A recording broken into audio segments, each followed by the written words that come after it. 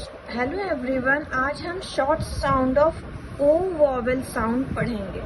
तो short sound of O vowel sound इसलिए इसको बोलते हैं क्योंकि यहाँ पे 2 कॉन्सोनेंट है, एफ एंड एक्स, ठीक है, कॉन्सोनेंट सी सी एंड एक वॉवेल बीच में है वी, ठीक है, ओ।